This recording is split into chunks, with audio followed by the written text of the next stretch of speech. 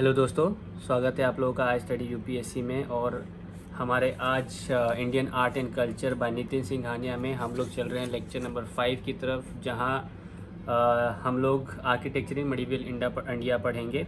इससे पहले मैंने ancient India from Harappan civilization to Gupta period, Mauryan age, post Mauryan age, ये सारी चीज़ें पढ़ाई हैं। तो आप लोग में से जिन्होंने मेरी ये प्रीवियस वीडियोस नहीं देखे, जाके देखें। फर्स्ट टाइम आए हैं चैनल पे तो सब्सक्राइब करें, क्योंकि मैं यहाँ पे फ्री ऑफ कॉस्ट, बिना किसी पैसे के अपना नॉलेज आप लोगों से शेयर कर रहा हूँ, जो कि मुझे पढ़ने के बाद लाइक 2.5 years लग गए ये सारी चीज़ें समझने में। तो मैं यहाँ पे इस वीडियोस में जो भी मैं आपको लोगों को सिखा रहा हूँ, मैं यहाँ पे आप लोग का एक बेस बना रहा हूँ। क्योंकि बड़े बड़े कोचिंग इंस्टीट्यूट आपसे क्या करते हैं, ये 7 लाख 8 लाख रुपए देते हैं, कभी कभी 15 लाख 20 लाख भी हो जाते, तो भी बेस बन नहीं पाता है। तो मैं आपका बेस बना रहा हूँ, बुक से बना रहा हूँ। तो कोई ऐसी ये बात नहीं है कि हाँ कहीं और से बना रहा हूँ और इन्फॉर्मेटिव नहीं है।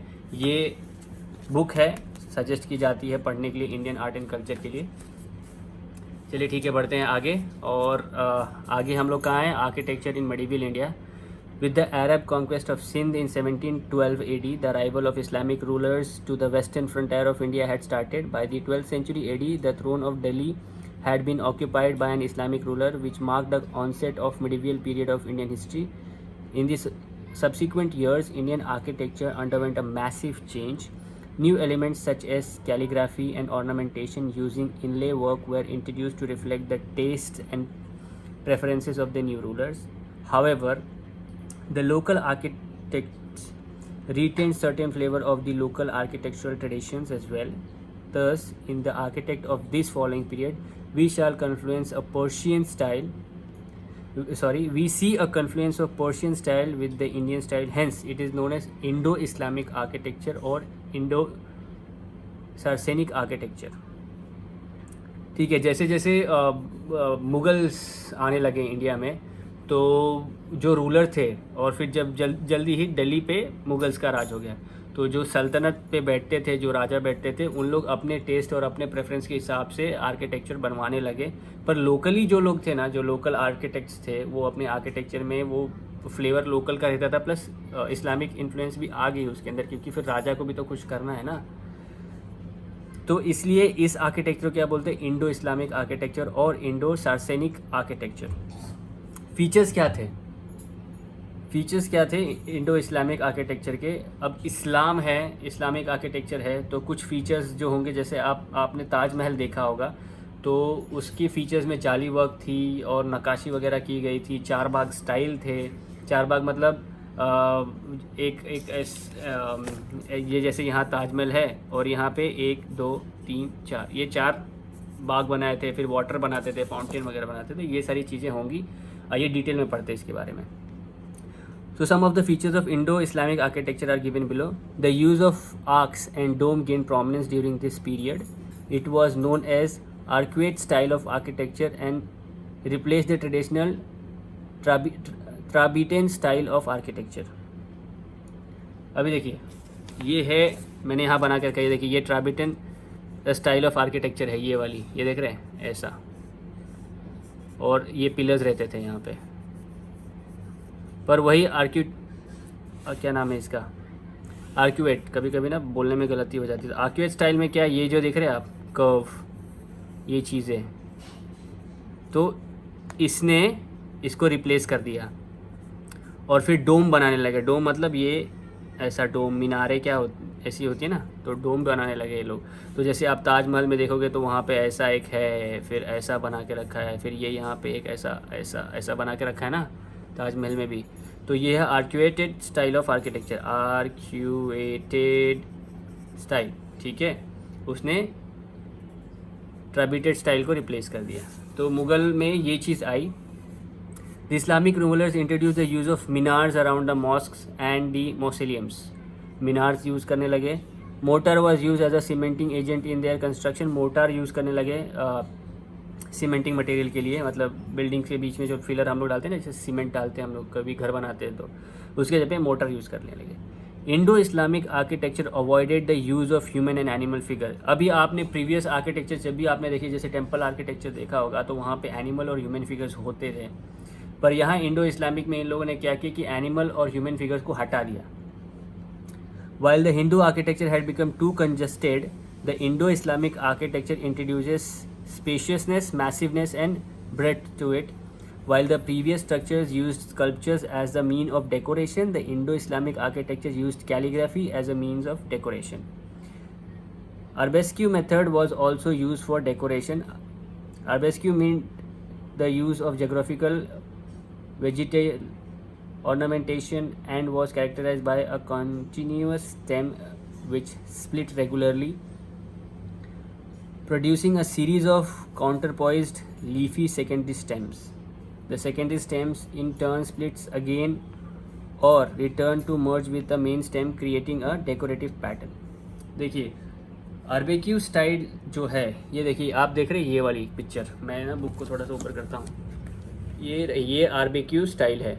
अभी देखिए यहाँ पे एक मेन स्टेम है जो ये बोल रहा है, ठीक है, ये बोल रहा है ना कि ज्योमेट्रिक वाइज जो एक मेन स्टेम है उसके साथ ही निकलती है एक दूसरी स्टेम, उसके बाद वहीं से एक निकलती है दूसरी स्टेम, जैसे ये देखिए यहाँ से ये ऐसे और वहीं से एक निकल रही है स्टेम्स, और फिर ये जाके फिर मिल भी जाती है इसको मेन स्टेम को। तो वही बोल रहा है कि arabesque method was also use for decoration, ठीक है, डेकोरेशन, ठीक है। Arabesque meant the use of geometrical vegetal ornamentation and was characterized by continuous stem which split regularly. तो वेजिटल मतलब जैसे पेड़ पौधे, तो वेजिटल ऑर्नामेंटेशन वो लोग बोल रहे थे जो कि हर इस पर स्प्लिट हो रही थी। ये देखिए स्प्लिट हो रही है ना, यहाँ ये देखिए ये स्प्लिट हो रही है, ये स्प्लिट हो रही है, ये स्प्लिट हो रही है, ये भी स्प्लिट हो रही है, ये भी स्प्लिट हो रही है, तो स्प्लिट हो regularly producing a series of counter poise leafy secondary stem. ये देखिए ये प्राइमरी स्टेम है, ये देखिए ये निकली बाहर, ये प्राइमरी स्टेम है, ये निकली बाहर सेकेंडरी स्टेम और उसको लीफी बना दिया है, दिख रहा है आपको। The secondary stem in turn splits again और return to merge with the main stem creating a decorative pattern. अच्छा एक बात तो है, इंडिया में इंडियन जो टेम्पल्स बन रहे थे हिंदू आर्किटेक्चर में, उसमें कैसा था कि स्पेस की कमी रहती थी क्योंकि बहुत कंजेस्टेड लगता था। तो इन लोगों ने क्या किया, यहाँ पे इन लोगों ने स्पेस बढ़ाई, मैसिवनेस बढ़ाया, मतलब बहुत बड़ा बनाया, और ब्रेथ भी बढ़ाई, ब्रेथ बढ़ाई उन लोगों ने, ब्रेथ, ठीक है, हाइट ब्रेथ, और आर्बेस्क्यू मेथड इंट्रोड्यूस किया जो कि वेजिटेशनल ऑर्नामेंटेशन होते थे। उसके बाद देखिए the architecture of this period heavily use the principle of geometry from decorative patterns to imbibing a sense of symmetry. The building had intricate jali work which signifies the importance of light in Islamic religion. जाली work है ये देखिए, इसे जाली work कहते हैं। आप लोगों को दिख रहा है, ऊपर करूँ, ये देखिए जाली वर्क। जाली वर्क बेसिकली क्या होता था, अगर आप ना ये देखोगे, जैसे आप कोई भी अभी ये देखोगे ना मीनार या ताजमहल में भी जाओगे ना, यहाँ पे ऐसा करके, और ये बहुत फाइन जाली वर्क होती थी ताकि सूरज की रोशनी भी आए, है ना। ये देखिए, सॉरी आप लोगों को दिख नहीं रहा था, मैं कैमरे में थोड़ा सा, ये देखिए ये ऐसा और ये जाली वर्क, तो ताकि ये छोटे छोटे ऐसे होल्स रहते थे, उसी को जाली वर्क बोलते थे। तो जाली वर्क में कैसा होता था कि वो लोग पूरा बनाते थे ताकि सूरज की रोशनी और वेंटिलेशन रहे। तो जो बुक में दी हुई है नितिन सिंघानिया में, ये जाली वर्क, ये देखिए ये है जाली वर्क, ये देखिए, ठीक है। चलते हैं आगे। हाँ, an important feature of the architecture during this period was the use of water in the premises of the construction in the form of courtyards, pool, fountain and small drains. Water was used primarily for three purposes: religious purpose, to cool the premises, decorative purposes. The Islamic rules introduced the charbagh style of gardening. देखिए charbagh style, in which a square block was divided into 4 adjacent identical gardens. The architectures of this time also use पेट्रिया ड्रूआ, ठीक है, पेट्रिया डूरा use करते थे, इसे कहते हैं पेट्रिया डूरा। पेट्रिया डूरा होता क्या था, the technique of inlay of precious coloured stones and James into the wall for decoration. क्या करते थे, देखिए अभी देखिए ये प्रेशियस स्टोन है, ये जो आपको दिख रहा है ना, ये जो फूल के जैसा बना हुआ है, ये प्रेशियस स्टोन है, और वॉल के अंदर, ये पूरा वॉल है, वॉल के अंदर डाल देते थे, उसको बोलते थे पेट्रिया डूरा टेक्निक। पेट्रिया डूरा टेक्निक इसी को बोलते थे। तो आप लोग इतना ये पूछता नहीं है इतना सारा, लेकिन आपको अंडरस्टैंडिंग एक बेस बनाने के लिए बहुत ज़रूरी है कि क्या लेके आए थे वो लोग।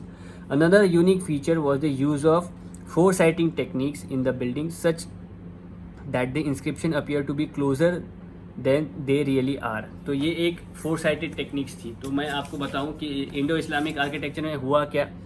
वो लोग क्या लेके आए. अब ये एक मॉस्क लेके आए, उसके बाद ये लेके आए अपना चारबाग स्टाइल लेके आए, उसमें फिर जाली वर्क भी लेके आए, उसके बाद पेट्रियाडुआ टेक्निक लेके आए, उसके बाद उनका स्पेशियस होता था जो भी बनाते थे वो लोग, उस लेंथ और ब्रेथ उसकी अच्छी होती थी. उसके बाद पेट्रियाडुआ टेक्निक था, फोरसाइटेड टेक्निक था, कैलीग्राफी यूज़ करते थे और एनिमल फिगर्स और ह्यूमन फिगर्स को अवॉइड करते थे, वो लोग नहीं यूज़ करते थे. ये बेसिक थी क्या, मुग़ल जो दिल्ली सल्तनत में जो आर्किटेक्चर थी ऐसी थी. तो अभी यहाँ पे क्या दिया है देखिए, डिफरेंट आर्किटेक्चर क्या difference between arcuate style and trabeate style. ठीक है, तो ये देखिए ट्राबिटी स्टाइल मैंने जैसे आपको बताया कि ये कॉलम्स है ना, कॉलम्स रहते हैं ना, कॉलम्स ये इस सर. और वहीं पे अगर आप देखोगे आर्किवेट स्टाइल तो ये, ठीक है, हाँ, characterize by the use of lintel, इसे बोलते हैं लिंटेल. और character by the use of arches and domes. Arches and dome मतलब ऐसा, ठीक है ना, ऐसा ऐसा, ये आर्क्स एंड डोम. ठीक है. टॉप कैसा होता था, use of shikhara on top of the temple, they were generally conical और curvilinear. The use of domes generally hemispherical और on top of the mosque. तो डोम आपने देखा ही होगा कैसे होता था, मॉस्क के ऊपर का डोम, ये ऐसे ऐसे. ये देखिए ये मॉस्क के ऊपर कभी ऐसा रहता है डोम, ऐसा बनाते हैं. अलादीन देखी है आपने वो कार्टून अरेबियन नाइट्स, उसमें जैसा वो डिज्नी दिखाता है ना, वो वाले वैसे टाइप्स. मीनार्स एब्सेंट रहते थे हिंदू में, मीनार्स नहीं चलते थे. ठीक है. उसके बाद minarets were present on the 4 corners of the mosque. ठीक है, चारों कोने में रहते थे. बिल्डिंग मटेरियल कौन सा यूज़ करते हैं हम लोग, जैसे हिंदू लोग तो स्टोन्स ही प्राइमरी यूज़ करते थे कंस्ट्रक्शन के लिए, लेकिन ये लोग ब्रिक, लाइम, मोटार वगैरह यूज़ करने लगे थे आर्किवेट स्टाइल में. आर्किटेक्चर ड्यूरिंग दिल्ली सल्तनत, ये तो था मुग़ल. इंडो इस्लामिक आर्किटेक्चर कैसा था ये बताता है. पर जब मैंने आपको बताया था कि जब हम लोग मडीवियल पढ़ेंगे उसमें हम लोग दिल्ली सल्तनत पढ़ेंगे और उसके बाद ये पढ़ेंगे जो लोकल थे उनके वहाँ के. तो दिल्ली सल्तनत में क्या ये होगा, और क्या बोलते हैं उसको, और बाकी इसमें भी होगा. आप लोग में से मुझे बताया कि मैंने दिल्ली सल्तनत का बोला था architecture.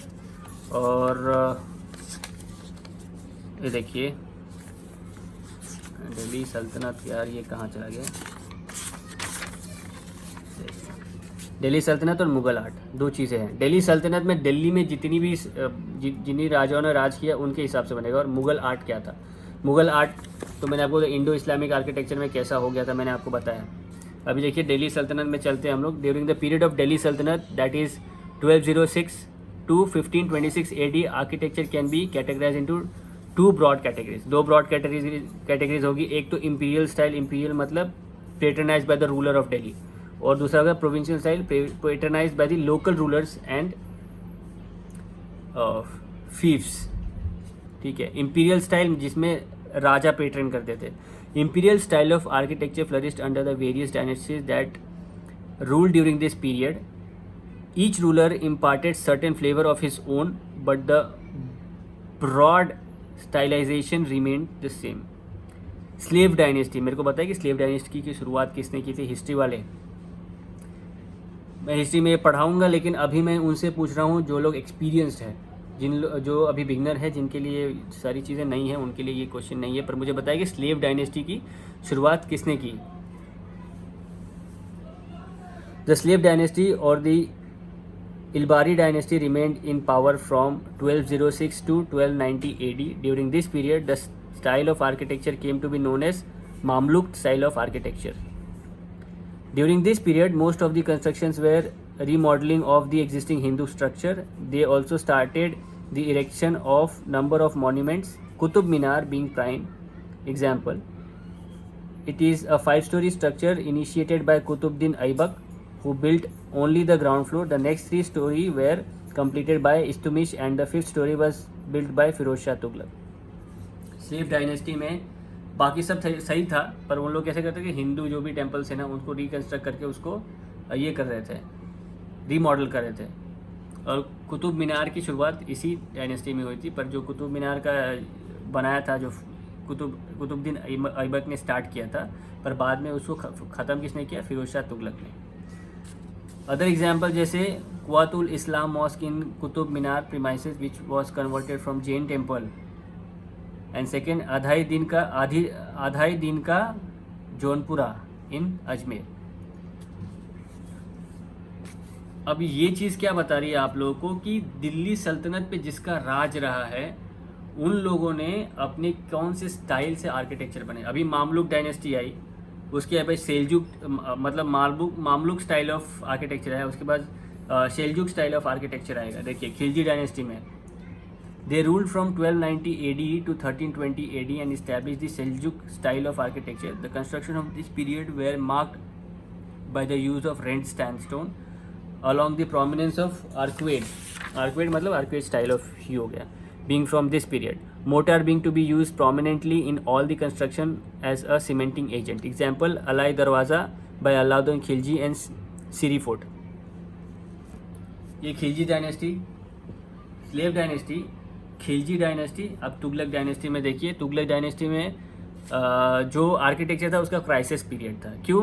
It was the crisis period for architecture during the Delhi sultanate period. However some construction work were still undertaken which use grey sandstone. During this period the focus was more on strength of the building and so there was less emphasis on decoration. The construction combined both arc and lintel method of entrance design.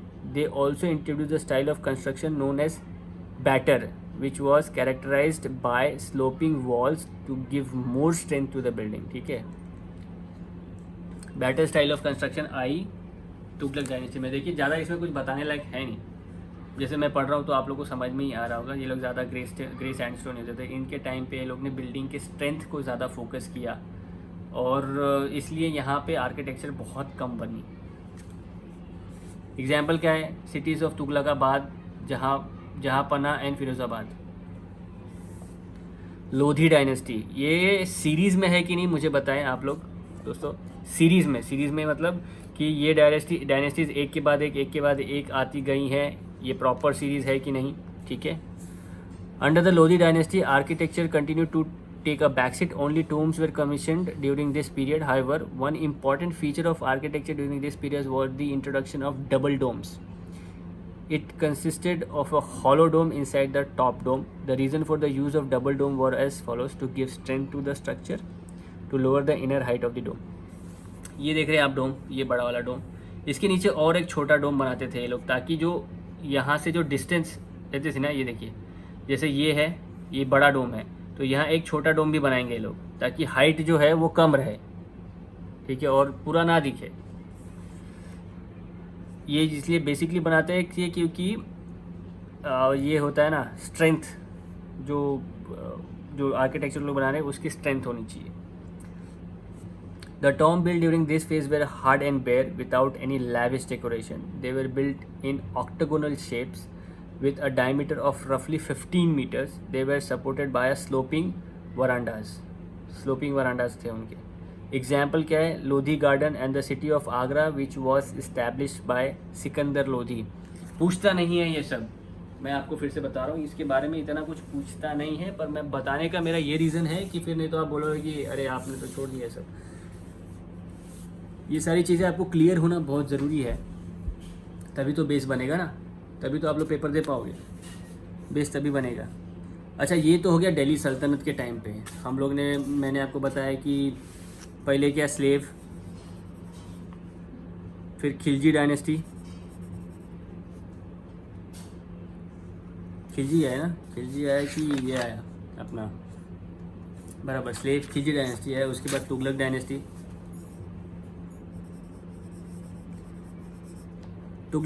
उसके बाद आया Lodhi dynasty, और फिर अब ये दिल्ली सल्तनत में medieval time पे है। अभी आएंगे हम लोग प्रोविजनल स्कूल ऑफ आर्किटेक्चर। दूसरे छोटे छोटे स्कूल भी डेवलप हुए थे जब ये बनाई जा रही थी आर्किटेक्चर मेडिवियल पीरियड में। तो देखिए, during this period the Indo Islamic style started to influence the local architecture style as well. Bangla, Bijapur, Jaunpur and Mandu became the important seats of architectural development. Bangla school कैसा होता था? बांग्ला स्कूल मतलब बांग्ला रूफ, बाय डिफ़ॉल्ट समझ के रखिए आप. बांग्ला स्कूल 1203 से लेके 1573 AD तक चली. The Bangla school of architecture was characterized by its use of bricks and black marble. The mosque built during this period continued the use of sloping Bangla roof which was previously used for temples. Example क्या है? Qadam Rasul mosque in Gaur and Adina mosque in Pandua. ये देखिए, ये है वो mosque, Qadam Rasul mosque, Gaur, West Bengal. Jaunpur school 1394 से लेके 1479 AD, patronized by the Sharkey rulers. Jaunpur became a center of great art and cultural activities. This style of architecture also came to be known as Sharkey style and also avoided the use of minars. As the Pathan style, a unique feature of the building here is the use of bold and forceful characters painted on huge screens in the center and sideways of the prayer wall. Atal Mosque, Jaunpur. ये देखिए, इस style को, Jaunpur style को हम लोग Sharky style भी बोलते हैं. और इसमें मीनार्स अवॉइड कर दिए. मीनार्स पता नहीं, ये वाले ऐसा खड़ा, और ये मीनार्स को अवॉइड कर दिया जौनपुर स्कूल ने.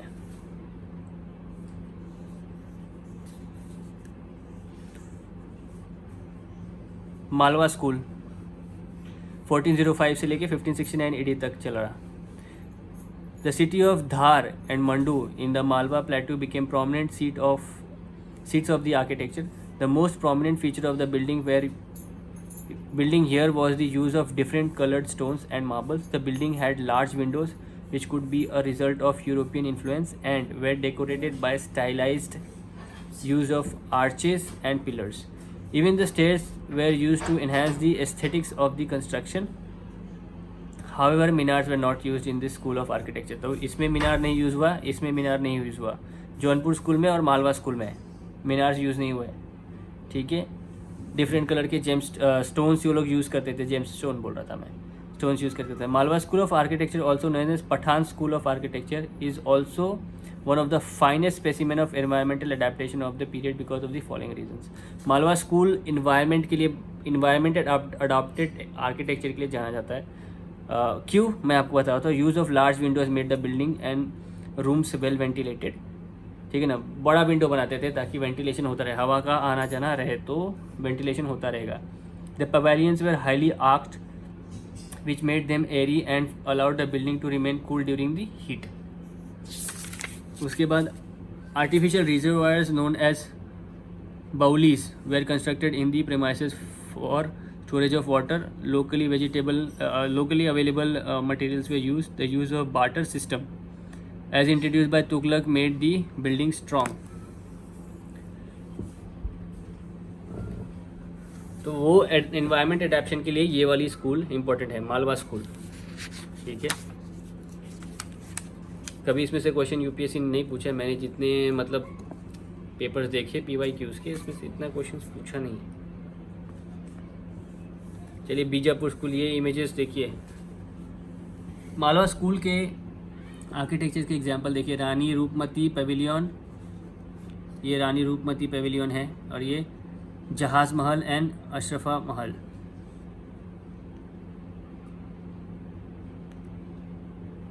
वो एग्जांपल्स हैं. Bijapur school under the patronage of Adil Shah, Bijapur style or the Deccan style of architecture developed. He constructed a number of mosque tombs and places which were unique in the use of three-arched facade and bulbous dome and were almost spherical with the narrow neck. He also introduced the use of cornices.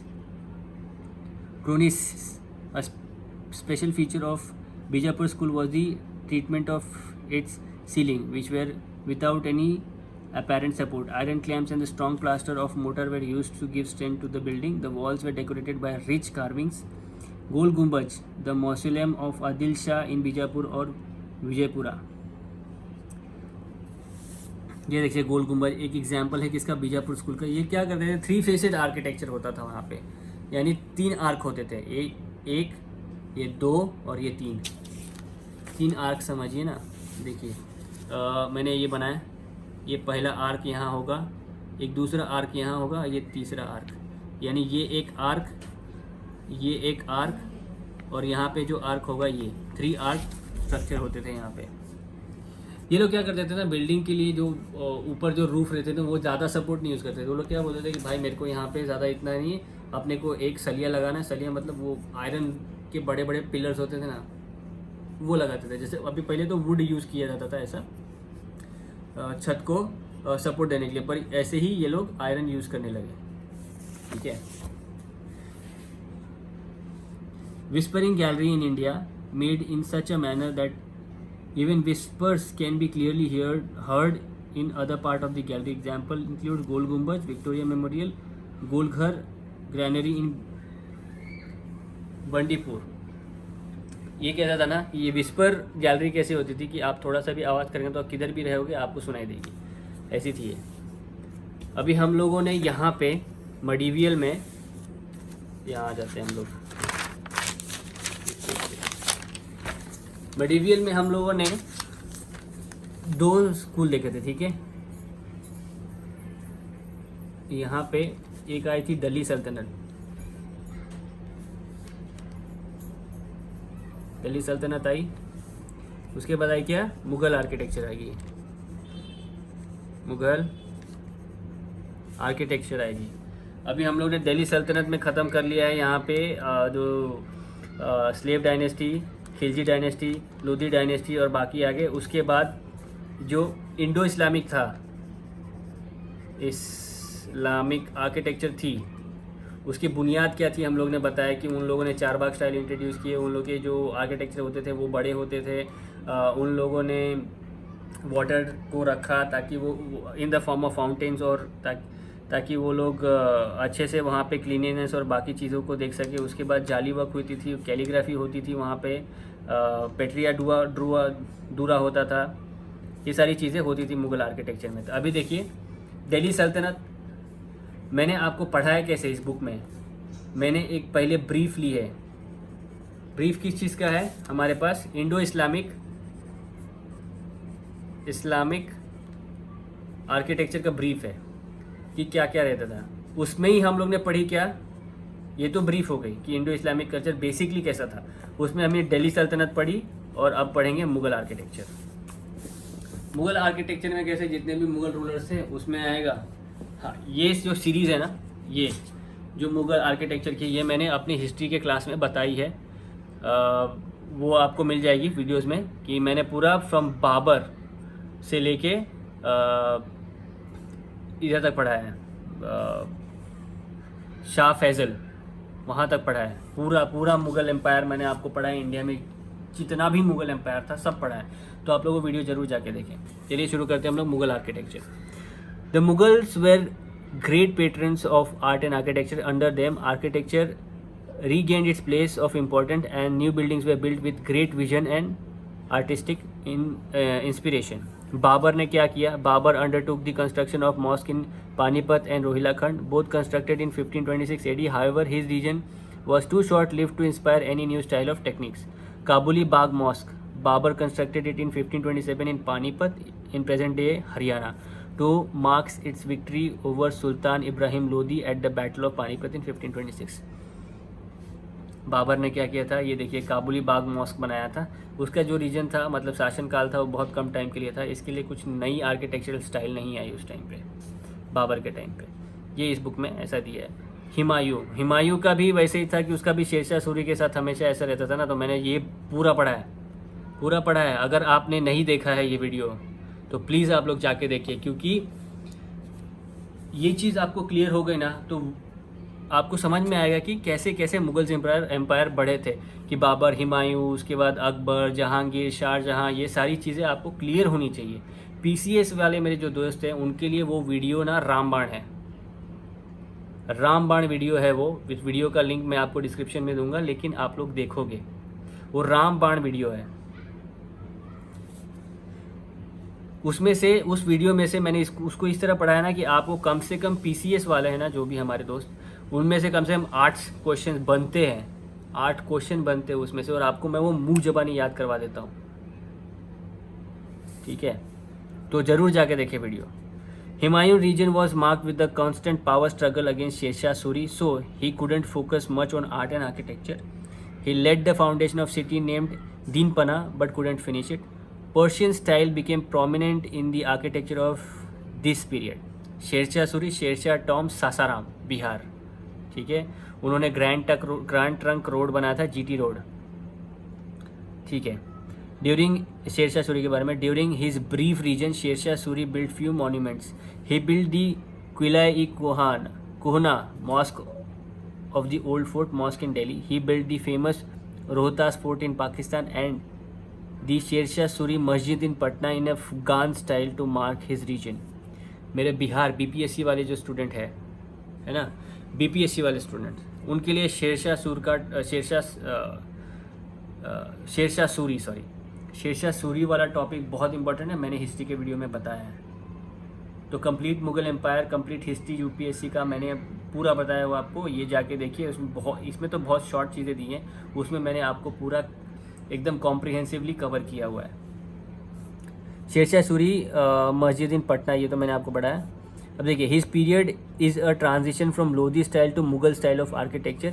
He also undertook the reconstruction and extension of old Mauryan route and renamed it as Sadak-e Azam great road, which was later called as Grand Trunk Road. एक question BPSC वालों के लिए ये fix.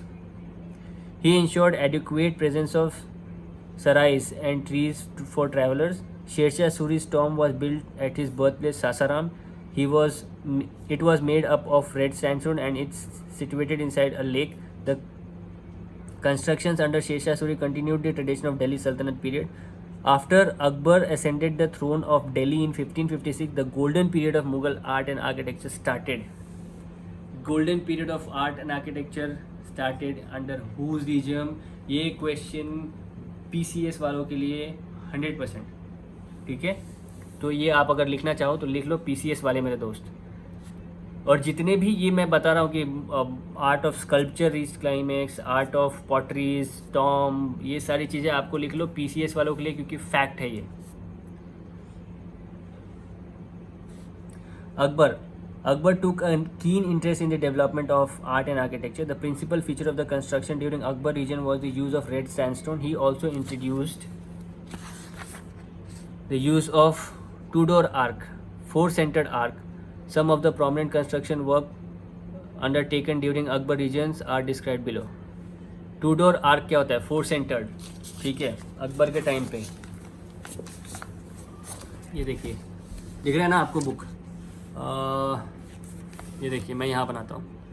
ये देखिए, ये खड़ी line, ऐसा जाएंगे, ऐसा जाएंगे। अरे यार, ये तो ख़राब हो गई। यहाँ आते हैं, ये देखिए, ये ऐसा और ये ऐसा, ठीक है, और ये सीधा ऐसा ले लीजिए। तो यहाँ एक आर्क बन गया, ये एक आर्क बनेगा, ये एक आर्क बनेगा ऐसे, ठीक है ना। तो ये एक आर्क, ये एक आर्क, और यहाँ एक आर्क, 1 2 3 4, ये है, क्या नाम है इसका? Tudor arch. ये एक आर्क बनेगा, जैसे यहाँ एक आर्क बना, ये वाला, ये एक आर्क बना, वैसे सेम ऐसा कर्व आएगा, और ये भी यहाँ कर्व आएगा, ऐसा कर्व आएगा, ऐसा कर्व आएगा। फिर जैसे ही आएंगे ये ऐसा कर्व आएगा, और यहाँ भी ऐसा एक कर्व आएगा। तो ये एक कर्व, ये दूसरा कर्व, ये तीसरा कर्व, और ये चौथा कर्व। इसको बोलते हैं Tudor arc.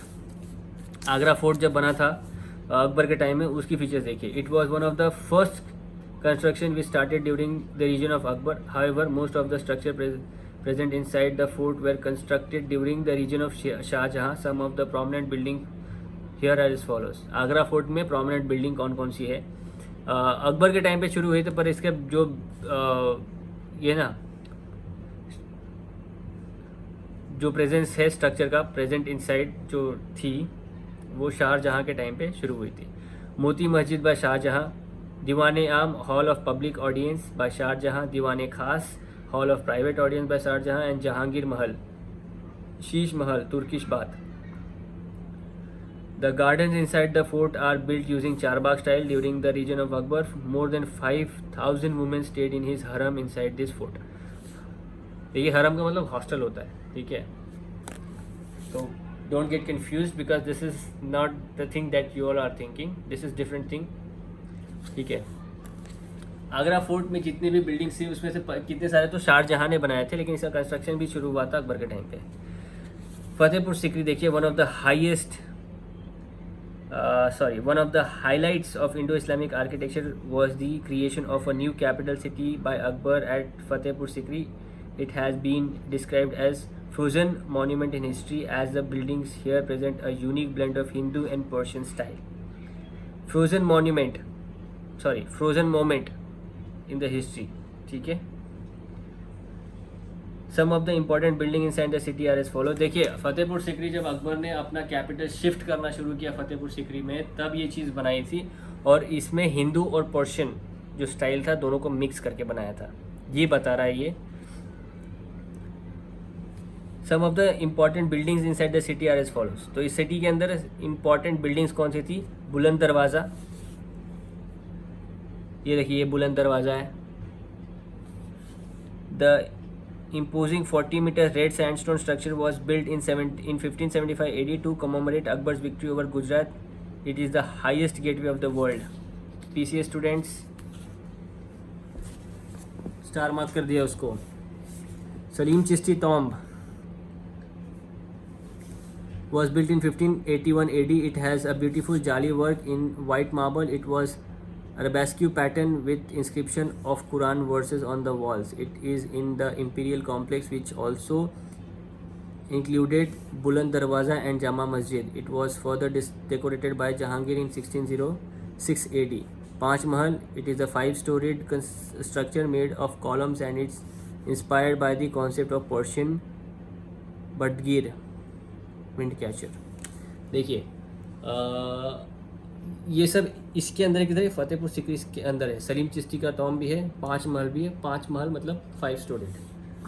Jodha Bai palace और Mariam uz Zamani palace, Mary of the age, has beautiful interior with Hindu motifs of bell and flowers. Ibadat Khana पूछा है क्या है? Akbar used to meet the leaders of different religions here to have discussion. Ibadat Khana से आप कंफ्यूज नहीं होना कि प्रेयर के लिए है. Ibadat Khana is a different thing in at the time of Akbar. In Islam we have something names which some names which has different meanings as but they portray something. ठीक है, दिखता कुछ और है पर होता कौन है, जैसे इबादत खाना. 25 कोर्ट, यहाँ पे अकबर क्या करते थे? चेस खेलते थे. 25 court is the courtyard where Akbar is said to have played chess. ये पूछा है पीसीएस वाले फ्रेंड्स, पीसीएस वाले. हिरन मीनार पीसीएस वाले. was built in memory of Akbar's favorite elephant named Hiran. It also served as a lighthouse for travelers. It is uniquely designed and its exterior walls contains tusk-like spikes. जाली work, ठीक है ना, जाली work आपको बताना है. जाली work, एक सेकेंड. जाली वर्क मैंने आपको बोला था ना, जाली वर्क होता था. ये देखिए कैसे दिखेगा आप लोगों को. ये देखिए जाली वर्क दिख रहा है आप लोगों को. देखिए ये छोटे छोटे छेद, छोटे छोटे छोटे छोटे, ये ऐसे कहते थे जाली वर्क. अभी इसमें तो देखिए ये है बुलंद दरवाज़ा. बुलंद दरवाज़ा ये हुमायूं टॉम है दिल्ली में. ये देखिए सलीम चिश्ती टॉम फतेहपुर सिकरी, और ये है जाली वर्किंग टॉम. तो ये चीज़ है. कुछ चीज़ें आप लोगों को याद रखें. इबादत खाना अकबर के टाइम पे क्या था? 25 कोर्ट और हिरन मीनार. अब जब जहांगीर आए तो क्या हुआ? जहांगीर आ रहे हैं, क्या हो रहा है? During the reason of Jahangir architecture took a back seat as he focused more on painting and other forms of art. However he oversaw the construction of some noteworthy monuments including Akbar's tomb in Sikandra. Further, he designed a number of gardens during his region, for example, Shalimar Bagh in Kashmir. He also built Moti Masjid at Lahore.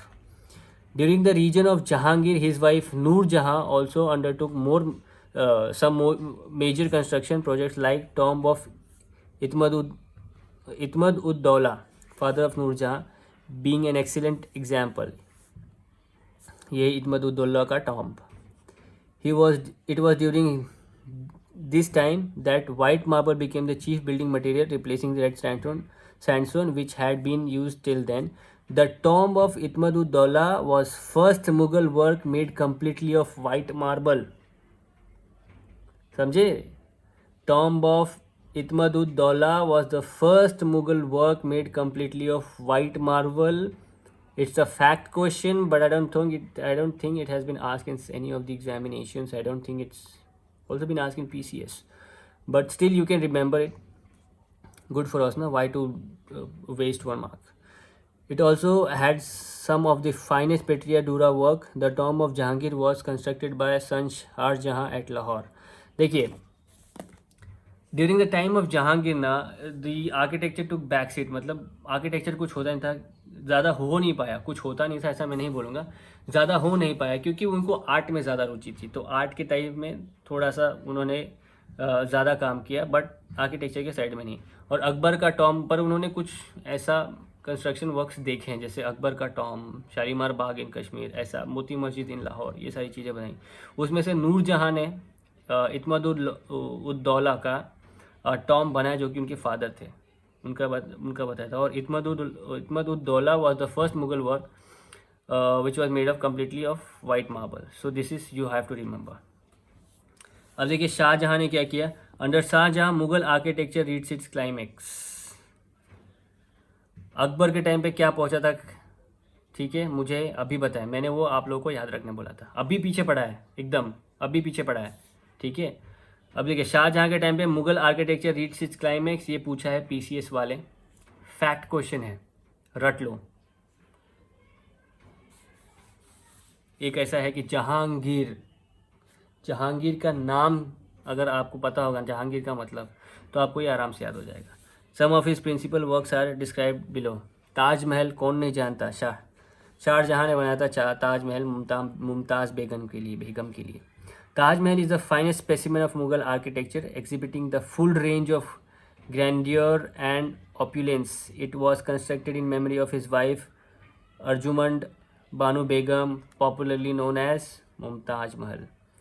It had all the features of Mughal architecture, including the use of calligraphy, Petria Dura work, foresighting techniques, Charbagh style gardening, and the use of water in the premises for decoration. Apart from this, some of the unique feature of Taj Mahal is followed. Jali work in Taj Mahal is lace-like and extremely fine. Carving on the marbles were low relief. Apart from the Taj Mahal, Shah Jahan constructed number of other monuments, gardens and buildings, each of the following, such as the following. Red Fort in Delhi. Red Fort, यहाँ पे झंडा कौन फहराता है और कब? 26 जनवरी को कौन फहराता है? 15 अगस्त को कौन फहराता है? यूपीएससी के स्टूडेंट्स हो आप लोग, नाम देख के आपको पता चलना चाहिए कि अच्छा ये चीज़ के पीछे क्या पूछ सकता है। जल्दी बताए कमेंट सेक्शन में, ऐसे नहीं छोड़ूंगा, मुझे पता है इसलिए आपको बोल रहा हूँ। इसलिए तो मैंने पूछा ना कि red fort, Jama Masjid in Delhi, Shalimar Bagh in Lahore, city of Shahjahanabad, ये सारे शाहजहाँ ने बनाए थे। Besides such large-scale construction, one of his best work was the construction of the Peacock Throne. That is one of the finest example of metal work during this period. Peacock Throne कहाँ है अभी? कौन ले गया या है तो कहाँ है, मुझे बताएंगे आप लोग कमेंट सेक्शन में। देखिए मेरा मकसद क्या है, आप लोगों को पढ़ाना, आपका बेस कवर करना। एक बार मैंने आपका बेस कवर कर दिया तो आप लोगों को सब याद रहेगा। आप लोग कोई भी नोट्स उठा लो, मैं अपने नोट्स आप लोगों को प्रोवाइड करूँगा। आप लोग को उसका भी टेंशन लेने का ज़रूरत नहीं कि कहाँ से नोट्स पढ़े, किसके नोट्स पढ़े। अपने खुद के नोट्स मैं आप लोगों को दे दूँगा, प्रिंटेड मटेरियल दे दूँगा फ्री में, जो मैंने 1.5 साल में बैठ के बनाई है ना, फ्री में आपको दे दूँगा। बस मैं चाहता हूँ कि देश का भविष्य बने, और देश का भविष्य कैसे बनेगा? पढ़ने से। पढ़ लिख के लोग राजा बनते हैं। जब आप डीएम बनोगे तो मुझे बोलोगे कि हाँ सर राजा की तरह फीलिंग आ रही है। रेवेन्यू कलेक्ट करता है, डिस्ट्रिक्ट मजिस्ट्रेट। जिस दिन डिस्ट्रिक्ट मजिस्ट्रेट की कुर्सी पे आप बैठोगे ना, तब मुझे याद करोगे आप कि हाँ सर ने बोला था कि हाँ पढ़ लिख के लोग राजा कैसे बनते हैं। During the reason of Aurangzeb, Mughal architecture declined, being a purely technical, he did not take any active interest in pursuit of art and architecture. Nevertheless, Aurangzeb did commission the construction of Bibi ka Maqbara in memory of his wife Begum Rabia ud Durrani. It is situated in Aurangabad and is described as a poor intimation of Taj Mahal. ये रहा ताज महल और ये रहा बीबी का मकबरा। Compare कर लो, देख लो, poor intimidation है, गरीबों वाला type of. During the Mughal period, two other style of architecture developed in the region, Rajasthan and Punjab. In the reason of Rajasthan and Punjab, Rajput style, क्योंकि राजपूत रूलर्स तो थे ना मुगल के टाइम पे, अकबर थे, क्या उनकी वाइफ का नाम क्या है, जोधाबाई राजपूत थी। Rajput construction of the period were also influenced by Mughal style but were unique in size and scope of their construction. They generally undertook the building of imposing palaces and forts. Some of the unique feature of Rajput architecture as follows. They use the concept of hanging balcony. Jharokha, Hawa Mahal is an example of this. Jharokha, which were constructed in all shapes and sizes. The cornices were built in shape of an arc such that the shadow took the shape of a bow. Bow. ठीक है, बो मतलब क्या, bow and arrow मतलब मालूम है आपको, बो तीर धनुष, धनुष को बोलते थे बो।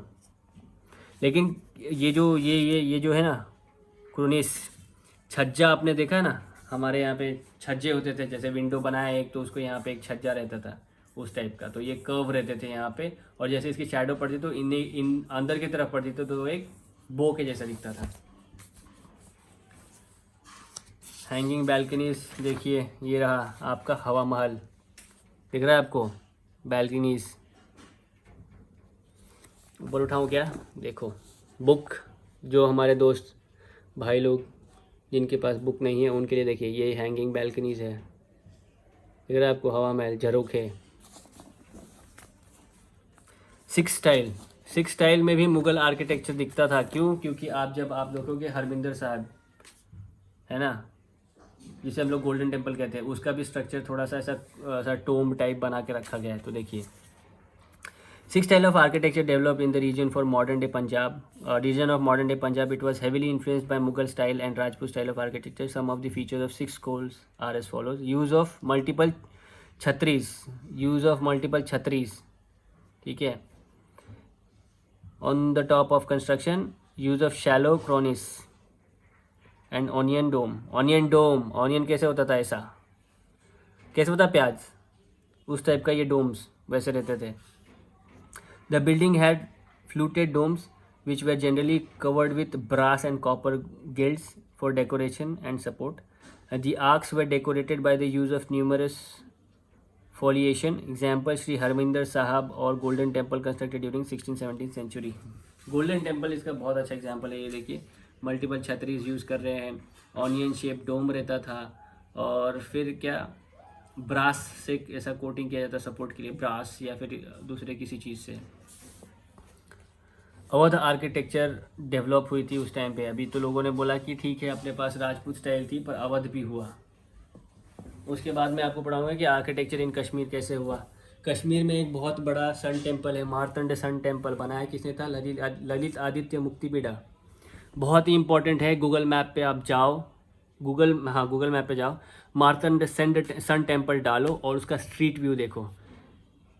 वो तो अभी बहुत खस्ता हालत में है, पर आप जब उसका व्यू देखोगे ना तो आपको इमेजिन करने को होगा कि वो कितना अच्छा था। जब वो पूरा ऐसा खड़ा होगा ना, अभी तो भसा हुआ है, मतलब धस गया है और टूट गया है, फूट गया है, पर जब वो अच्छा हुआ करता था तो कैसा होगा आप इमेजिन कर सकते हो। चलिए पढ़ते हैं अवध आर्किटेक्चर। हाँ, नॉलेज कितना है सर आपके पास, नॉलेज इतना कहाँ से है भैया, है ना भैया, नॉलेज कहाँ से है, पढ़ के आता है नॉलेज, पढ़ के ही आता है ना नॉलेज। फिर आप बोलते भैया, आप बार बार गुस्सा हो जाते हैं। गुस्सा नहीं होता हूँ, समझा रहा हूँ। आपने वो मीम देखी है ना, अमित शाह जी की। गुस्सा नहीं होता हूँ, समझाता हूँ, कभी कभी समझाना पड़ता है बुज़ुर्गों को भी, है ना। चलिए। They mainly revolve around Lucknow and were built by Nawab of Awadh during 18th and 19th century AD. They attempted to preserve Mughal tradition along with experimenting with a variety of materials and innovative ideas. They were both religious as well as secular structure. These structures were made mainly using mortar, not marbles or sandstone. Mortar used was a mixture of brick dust, urad dal, lentil, rice husk, and tree gum. Prominent structure include the following: बड़ा इमामबाड़ा लखनऊ, छोटा Imambara Lucknow and Rumi दरवाज़ा, Turkish gate Lucknow. किसने build किया था, क्या build किया था, वो सब छोड़ दो, ठीक है। तो 3 स्कूल मैंने अभी यहाँ पे आपके हो गए अपने मुग़ल स्टाइल में। मुग़ल स्टाइल में कितने थे, राजपूत प्लस सिख, अवध, ये थे, ठीक है। राजपूत, झरोखे, झरोखा, हैंगिंग बालकनी बोलते हैं, हैंगिंग बालकनी। सिख क्या यूज़ करते थे, onion shape dome, multiple छतरीज,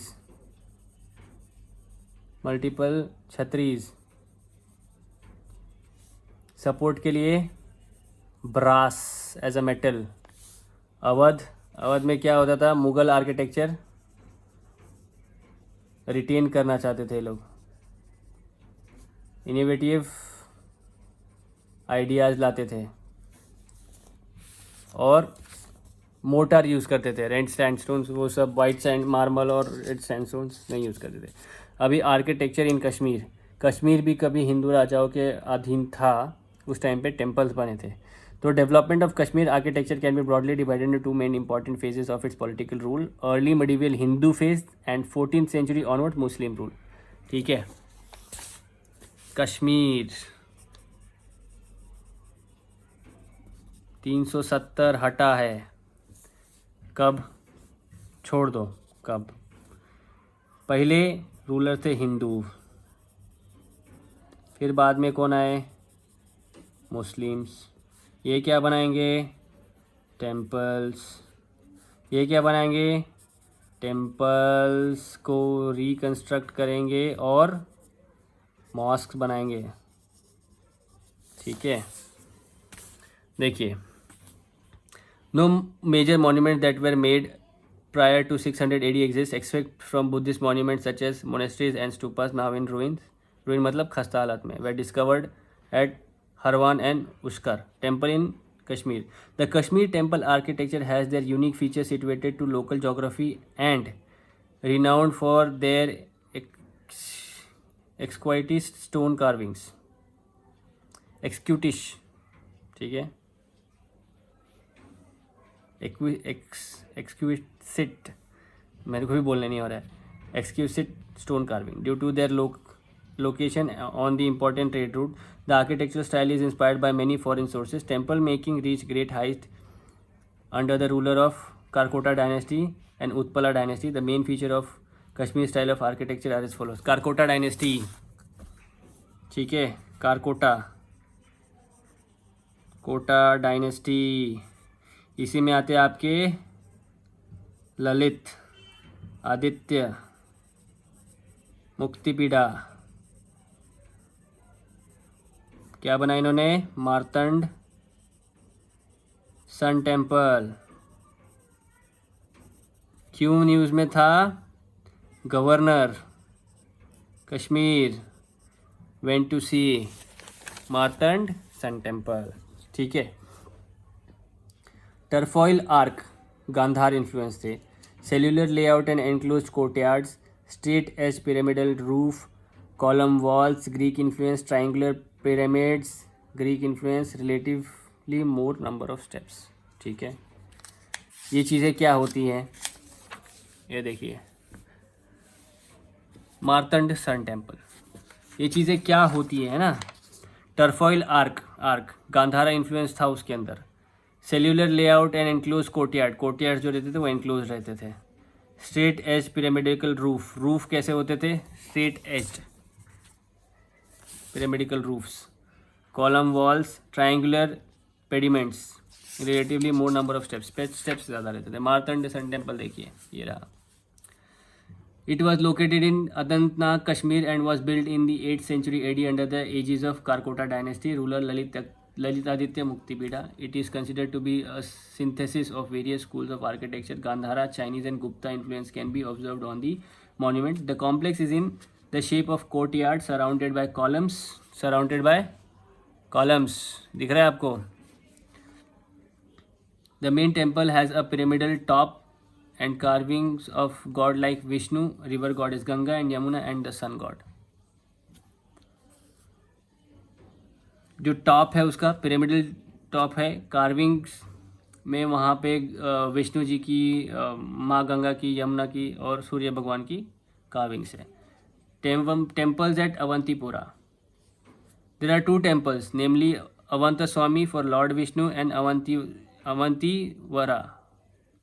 Avantiswara, dedicated to Lord Shiva. It was built by King Avantivarman, the first king of the Utpal dynasty in the 9th century AD. The temple is inside a paved courtyard and has 4 shrines in its 4 corners. The gateway has 2 chambers and is carved out eloquently. Romans and Gandharan influence is clearly seen. तो यहाँ पे temple of Awantipora में क्या हो गया? 2 temples बने, अवंती स्वामी का जो लॉर्ड विष्णु का था और अवंतीस्वरा का जो लॉर्ड शिवा का था।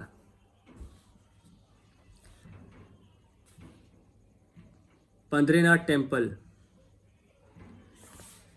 पांड्रेथन temple. It was called Meruvardhana Swami temple. मेरे को ये याद नहीं रहता, मेरे को सिर्फ मेरुवर्धना स्वामी टेम्पल याद आता है क्योंकि डेडिकेटेड टू लॉर्ड विष्णु। ये टेम्पल के बारे में पूछा है, मेरुवर्धना स्वामी टेम्पल। ये पांड्रेथन टेम्पल कभी मैंने याद किया ही नहीं। ये है पांड्रेथन टेम्पल कश्मीर, यानी मेरुवर्धना स्वामी टेम्पल। ये PCS में पूछा और UPSC में पूछा है। But images of Shiva also exist. ठीक है, विष्णु जी के लिए डेडिकेटेड था पर शिव जी का भी फोटोज वहाँ पे है। It was carved out of a single block of stone and has exquisite carvings on its wall. It was constructed in the early 10th century AD and is located near Srinagar. It was domed roof and arc. ये देखिए domed roof and arc.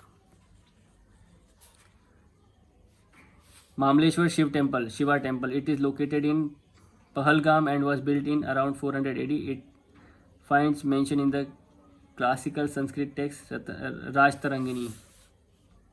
Rajatarangini. आगे पढ़ाऊंगा क्या है आगे, मतलब जब हम लोग पढ़ेंगे ना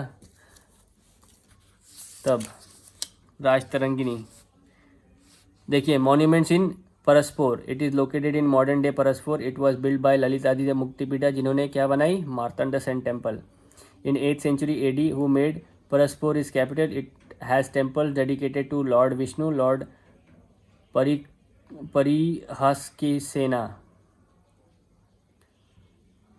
परिहास्क सेना, ऐसा पढ़ने में तकलीफ होता है। It had also had few Buddhist structures, not that important, must know it. I have read it once so you could understand. Architectural development under Islamic rule. Architectural development क्या हुआ? Establishment of Mughal rule led to a blend of existing Kashmir style and Islamic sensibilities. The monuments were mostly square in shape. The mosques were made of wood, brick and stone masonry. There is an absence of cloisters and domes. Instead of multi-leveled sloping roof and tall spires are found. Dome absent थे जब कश्मीर में Islamic rule था, तो जैसे ही वो बनेंगे architecture, उसमें डोम्स आपको नहीं मिलेंगे। ठीक है, जैसे Jamia Masjid Srinagar. The iconic mosque was constructed in 14th-15th century. It has a large courtyard and 370 wooden pillars. A curved dome is notably absent following the Kashmir style of architecture. डोम आपको कहीं नहीं मिलेगा इधर। ठीक है, डोम इसलिए नहीं मिलेगा कि डोम हटा दिए थे उन्होंने कश्मीर स्टाइल में, वो सब था ही नहीं कश्मीरी स्टाइल में। अभी अली मस्जिद श्रीनगर में क्या हुआ था? It was built in 15th century by Shah Miri king Sultan Hassan Shah. It is The second largest mosque in Kashmir Valley. Absence of dome is seen in this monument made of timber and stone. The building has pyramidal top with arc-shaped windows.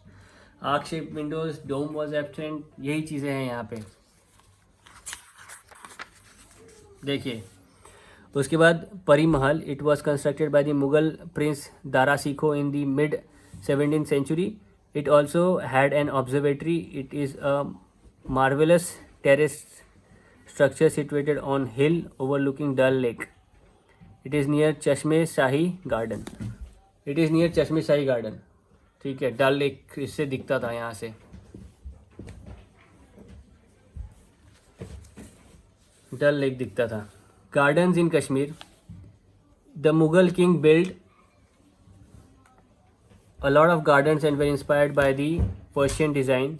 They were constructed in Charbagh style. Water, stream, fountains and trees form an important part of garden. Chashme Shahi built around fresh springs in Persian style.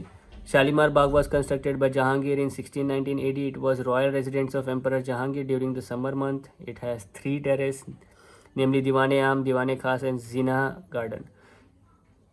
Nishat Bagh is the largest Mughal garden in the valley. It is near Dal Lake and has 12 terraces. Badami Garden in Srinagar. Viranag, Kokernag and Achbal Garden in Anantnag. ये थी कश्मीर की architecture में. देखिए, कश्मीर के architecture में आपको याद क्या रखना है, डोम्स एब्सेंट हो गए. वहाँ पे डोम्स नहीं मिलते थे आपको. भले ही चारबाग स्टाइल था ही कहीं कहीं पे, पर डोम्स आपको नहीं मिलेंगे. पारसी कम्युनिटीज़ के टेम्पल कितने हैं और कैसे थे? देखिए, there are 3 major types of fire temples of Parsi faith. The first is आस्था बेहराम. ये पूछा है, आस्था Behram, fire of victory. The second is Aastha अदरन and the third is Aastha दादग. There are 8 Aastha Behram in India and more than 100 दादगाज mostly located in Maharashtra and Gujarat. तो ये temples of Parsi communities India में है. Temples of Parsi communities के बारे में इतना कुछ पूछता नहीं है यूपीएससी में. मैंने जितना जहाँ हिसाब से पेपर देखा है कि जहाँ आस्था बहरम आस्था आ जाएगा ना, अतश जहाँ आताश आ जाएगा ना, वहाँ आप समझ लो कि ये पारसी कम्युनिटी के लिए. देखिए, Atash Behram. The exterior is generally kept simple because the idea is to hold sacred fire and Yasna ceremony prayers rather than glorification of the faith. It has an inner sanctum where fire is kept. ये ज़्यादा decorated नहीं रहता था, एकदम simple रहता था. और अंदर जो इसके थे वहाँ पे फायर रखी जाती थी. The structure have went for smoke to escape. The performance of ceremony is considered to be the highest order and involve elaborated arrangements. They are performed by highest priests called dasturs. Asta Bhairam is the highest grade of fire and involve gathering of 16 types of fire. तो आस्था बहरम में 16 type के Fyers use करते थे. ये जो बहुत बड़े बड़े प्रिस्ट थे, हाई प्रिस्ट, वो लोग परफॉर्म करते थे, जिनको कहा जाता था दस्तूर्स. ये हाईएस्ट ग्रेड ऑफ फायर होती है पारसी कम्युनिटी में. 8 आस्था Behrams fire temples in India are as follows. जैसे फायर टेम्पल बोल दे तो आप समझ लो कि ये पारसी की है. देखिए, ईरान शाह अच्छा बहरम, उद्बदा Gujarat, built in 18th century. भागरस Anjuman Atash Behram in Navsari Gujarat, 18th century. Dadi Seth Wadia Banaji and Anjuman Atash Behram in Mumbai. Modi and Vakil Atash Behram in Surat, build in 19th century. Sun temples in India में मार्तंड सन टेम्पल आपने याद रखना है, पर बाकी के sun temple, Modhera sun temple, Konark sun temple, Brahmanya Dev sun temple, Surya Kovil, Surya Narayan Dakshinark temple, Navlakha temple, Surya Pahar temple और मार्तंड सन टेम्पल. ये तो बहुत इंपॉर्टेंट है. जो बीपीएससी वाले हैं उनके लिए ये दक्षिणेश्वर टेम्पल, बीपीएससी उनके लिए कहाँ है ये पूछता है. ठीक है, सन टेम्पल. तो ये सिर्फ सन टेम्पल के बारे में बेसिकली क्या है ना, सन टेम्पल जो है ना वो भगवान सूर्य को वो डेडिकेट किया गया था। कितने सारे राजा जो सूर्यवंशी थे उन लोग वो लोग समझते थे कि हम लोग सूर्य देव के ही वंशज है, इसलिए वो लोग सूर्यवंशी लिखते थे क्योंकि सूर्य का वंश था उनमें। तो वैसे ही बहुत सारे जो सन टेम्पल है उसके बारे में इम्पोर्ट दिया गया, जैसे मुधरा सन टेम्पल गुजरात में है, कोणार्क सन टेम्पल ओडिशा में है, उसके बाद ब्राह्मण्य देवी सन टेम्पल उन्नाव में है, उन्नाव मध्य प्रदेश। उन्नाव मध्य प्रदेश और यूपी वाला उन्नाव में कोई फ़र्क है क्या, बताइए। सूर्य नारायण स्वामी temple अरसविला Andhra Pradesh, अरसवली Andhra Pradesh. Dakshineswar temple Bihar. Navlakha temple गुमली Gujarat. मारू गुर्जर स्टाइल, सोलंकी एंड मारू गुर्जर स्टाइल, बताइए कौन से इसका है वो स्कूल। क्या खासियत है मारू गुर्जर स्टाइल की और सोलंकी की। सोलंकी किस में आता है, ओडिशा स्कूल में आता है ना सोलंकी। ओडिशा में 3 स्कूल है, ओडिशा स्कूल, सोलंकी स्कूल और खजुराहो। अरे यार आप लोग, मैं पढ़ाते जा रहा हूँ आप लोग भूलते जा रहे हो यार, ऐसा कैसे चलेगा। याद रखिए, याद रखने की कोशिश करिए। मारू गुर्जर स्टाइल, मारू गुर्जर स्टाइल कैसा है आप बताओ। मारू गुर्जर, मारू गुर्जर, कमेंट करो, कमेंट करो प्लीज। अभी मॉडर्न आर्किटेक्चर है, मॉडर्न आर्किटेक्चर पे चलते हैं। तो मैंने अभी यहाँ पे 2 चीज़ें ख़त्म कर ली। एक हम लोग ने एंशंट ख़त्म कर लिया है, अभी मडीवियल ख़त्म कर लिया, मॉडर्न अपना होगा। मॉडर्न में क्या आएंगे, ब्रिटिशर्स कॉलोनी, जैसे डच, जैसे ही यूरोपियंस आने लगेंगे, Portuguese, French, Dutch, Danish, British, तो उस टाइम पे उन लोग अपने हिसाब से लेके आएंगे। तो ब्रिटिशर्स आए थे तो अपने साथ क्या लेके, Indo Gothic style. The arrivals of the European colonist coincides with the decline of Mughal empire. जैसे ही मुगल्स आए ना तो जैसे ही ब्रिटिशर्स आए ना तो मुगल्स डिक्लाइन होना शुरू हो गया, और फाइनली जब ब्रिटिशर्स ने रूल किया हम लोग पे 1947 तक। We started a power struggle among the Portuguese, French, Dutch, Danish and British, which culminated in British rule till 1947. However, the Europeans also brought with them a wealth of architectural style which can be seen in the numerous construction they undertook. तो Britishers अपने साथ जो architecture का wealth था वो भी लेके आए, नॉलेज जिसको बोलते हैं। पोर्चुगीज इन्फ्लुएंस कैसा हुआ था, the Portuguese brought with them Iberian style of architecture. They initially built trading ports and warehouses which were later remodeled into fortified towns along with the coastline. They also introduced the concept of patio house and Borcu style. Borcu style क्या होता है, highly decorative और theoretical style, अंदर से बहुत decorative रहता था ये सब। और पेटियो हाउस मतलब आपने देखा है कि आप कभी कभी किसी घर पे जाते हो ना, किसी के घर पे ऐसे जाते हो तो जो उनके यहाँ तक जाने वाला है ना, ये घास और ये ऐसा लादी लगाई रहती है, लादी क्या बोलते हैं उसको, मार्बल लगाई रहती है, प्रॉपर एक वे रहता है जाने के लिए, उसको बोलते हैं पेटियो house. Developed in the late 16th century in Europe to express the strength of the church. It has elaborate, detailed and theatrical design to create a dramatic effect. It involved use of contrasting colors. हमेशा contrasting colors use करते हैं जो आँखों को भा जाए, मतलब बहुत prominent उठ के दिखे। Some of the notable construction as follows: Saint Cathedral in Goa. ये church, it was completed in 1916 AD. It has been built in the Portuguese late Gothic style. It has been large bells. तो ये चीज़ है, मैं आपको बताता हूँ। 1 minute ना दोस्तों, फ़ोन आ रहा है, 1 मिनट, फ़ोन आ रहा है, 1 मिनट दोस्तों। तो ये आप देखें एक बार, सॉरी फ़ोन आ रहा था तो मैं ज़रा फ़ोन पे मम्मी को दे दिया फ़ोन। तो ये चीज़ आप समझें कि इंडो पर्शियंस जो पोर्चुगीज़ आए उन लोगों ने अपने साथ कौन सा स्टाइल लेके आए, इबेरियन स्टाइल लेके आए वो लोग पोर्चुगीज़ जब आए तो, और पेटियो हाउस और बॉर्क्यू स्टाइल लेके आए। पेटियो हाउस मतलब जहाँ पे भी जगह होती थी जाने के लिए वहाँ पे एक ये मार्बल लगा देते थे, वहाँ प्रॉपर एक पाथ ट्रेस करके जाते थे वो लोग।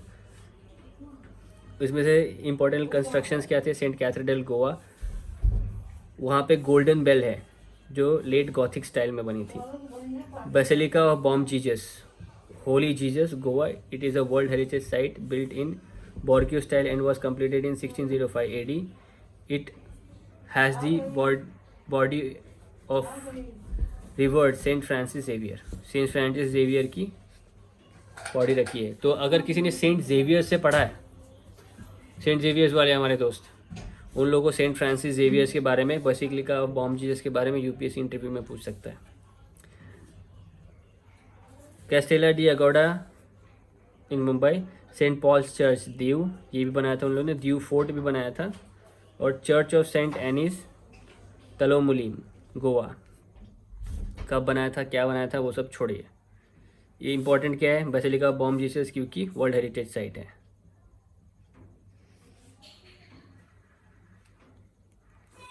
फ्रेंच इन्फ्लुएंस आई, जब फ्रेंच आया तो फ्रेंच आई, फ्रेंच की इन्फ्लुएंसेस आ गई।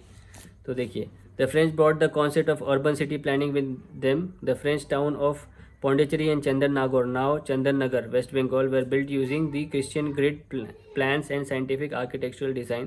They built imposing buildings as a show of power. They also introduced the concept of anonymous architecture. अच्छा, ये लोग जब अपने आए, जब फ्रेंच आए, तो जैसे वो पूरी एक प्लान सिटी प्लानिंग कैसी होती थी वैसे लेके आए। तो जो पौंडीचेरी सिटी है और चंदन नागौर जो अभी वेस्ट बंगाल में चंदन नगर, वैसा एक प्लान्ड सिटीज़ बनाए उन लोगों ने। जो कार्टेशियन ग्रिड प्लान्स होते थे ना, उसके बेस पे ये लोग ने बनाया था। और ये लोग बताते थे कि ये एक पावर का सिंबल है। एनोनिमस आर्किटेक्चर ये लोग लेके आए, which involve simple facade without much ornamentation और design, much like modern buildings. The French also developed the coastal town of Mahe, Kerala, Karaikal, Tamil Nadu and जनम, आंध्र प्रदेश। इन लोगों ने, फ्रेंच ने ही बनाया था ये तीनों स्टेट्स मतलब उस टाइम पे ये सब तो उन लोगों ने डेवलप किया ना। Church of sacred heart Jesus in Pondicherry and sacred heart church of Chandannagar, एक एग्जाम्पल है एनोनिमस आर्किटेक्चर के। ये देखिए, church of sacred heart Jesus in Pondicherry. British influence जब आएगा, अभी तो हम लोग ने पर्शियन देखा और देखा हम लोग ने फ्रेंच। अब जब ब्रिटिश इन्फ्लुएंस आएगा, क्योंकि ब्रिटिशर्स ने हम लोग पे काफ़ी ज़्यादा साल राज किया है, तो जब ब्रिटिश इन्फ्लुएंस आएगा उसमें क्या होता है, British brought with them Gothic style, ठीक है, of architecture. It merged with the Indian architecture and resulted in Indo Gothic style of architecture. After 1911 a new style of architecture known as new Roman architecture emerge. 1911 के बाद, तो अभी जब आप British का influence पढ़ोगे तो आप लोग दो चीज़ पढ़ोगे, एक Indo Gothic style of architecture, दूसरा पढ़ोगे neo Roman architecture. Indo Gothic style में कैसा है, also known as Victoria style, it was a unique blend of Indian, Persian and Gothic style of architecture. Some of the feature of the Indo Gothic style as follows. उसके features क्या थे Indo Gothic के, the construction were extremely large and elaborate in their execution. The walls were thinner than in the Indo-Islamic construction. The arc were pointed, unlike the curving arc of the Indo-Islamic era. One of the unique feature of the Victoria style was the use of large windows. बहुत बड़े बड़े Windows बनाते थे Victoria style वाले। The churches had a crucified ground plan. Crucified मतलब जैसे ground plane, ये cross है ना, क्रॉस, इसी टाइप की उनकी बिल्डिंग्स होती थी। इसे होते थे क्रूसीफाइड प्लान्स, जो क्रिश्चियंस का क्रॉस रहता है ना, उसी टाइप का। It adhere to advance structural engineering standards of British steel, iron and poured concrete started being used. Victoria memorial in Kolkata and gateway of India in Mumbai, ये एग्जाम्पल है Victoria Indo Gothic style के। क्या करते थे लोग, एक तो लार्ज बनाते थे बिल्डिंग्स, बड़ी बड़े विंडोज बनाते थे, वॉल जो थे वो थिन हो गए as compare to Islamic era, और क्रूसीफाइड ग्राउंड प्लान होता था उनका। देखिए difference between Iberian and Gothic architecture. Iberian कौन लेके आया था, पर्शियंस। तो brick was the main material use by the Portuguese, wood was use for roofs and stairs. Gothic में क्या था, red sandstone and coarse limestones were primarily use.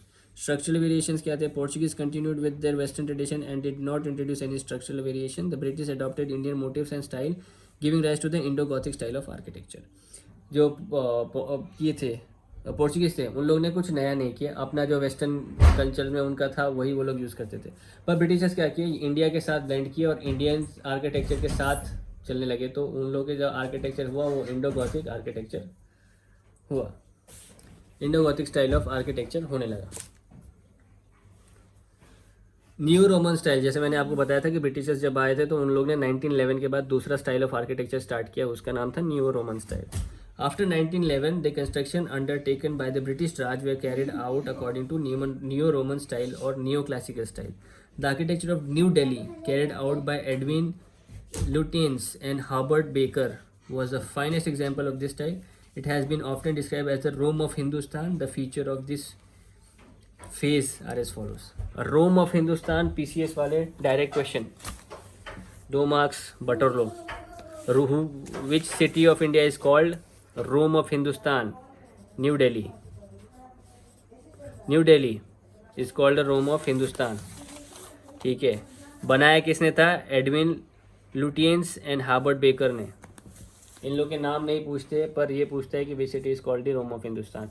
ये एक बार यूपीएससी में पूछा है, पीसीएस में तो सही सैकड़ों बार पूछा है। जो पीसीएस वाले हैं उन लोग के लिए तो ये एक बहुत बड़ा क्वेश्चन है 2 मार्क्स के लिए। अभी इसके फीचर क्या थे? The construction were anonymous and without any interesting features. It was a Confluence of all style of architecture which made the style congested and crammed the space of artistic expression. Simplicity, modernity and utility were highly compromised due to the hybrid nature of the construction. There was a focus on circular building. There was an overuse of oriental motifs to realize western architectural design. The concept of upturned dome as can be seen on top of the Supreme Court and Rashtrapati Bhavan was introduced during this phase. Upturned dome, ये कैसा होता है? डोम, है ना?